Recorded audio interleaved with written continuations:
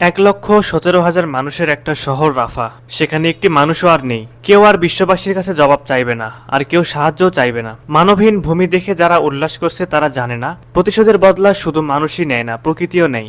রাফার মাটির সাথে যে রক্ত মিশে আছে সেই রক্তমাখা মাটি একদিন হিংস্র হয়ে গ্রাস করবে। ফিলিস্তিনের গাজায় ইসরায়েলের প্রতিরক্ষা বাহিনীর বিমান হামলায় আরো 86 জন ফিলিস্তিনি নিহত হয়েছেন এবং আহত হয়েছেন আরো অন্তত 287 জন। এতে করে উপত্যকাটিতে মোট নিহত হয়েছেন 50,609 জন। আহতের সংখ্যা দাঁড়িয়েছে 1,15,063 জনে। নিহত এবং আহতদের 56% নারী ও শিশু। বার্তা সংস্থা আনাদোলু বলছে, গত 24 ঘন্টায় গাজা উপত্যকায় ইসরায়েলি হামলায় কমপক্ষে আরো 86 ফিলিস্তিনি নিহত হয়েছেন। এর ফলে 2023 সালের অক্টোবর থেকে ইসরায়েলের গণহত্যামূলক আগ্রাসনে ভূখণ্ডটিতে মোট মৃতের সংখ্যা বেড়ে 50,609 জনে পৌঁছেছে। গাজার স্বাস্থ্য মন্ত্রণালয়ের এক বিবৃতিতে বলা হয়েছে, আহত আরো 287 জনকে গাজার বিভিন্ন হাসপাতালে নেওয়া হয়েছে।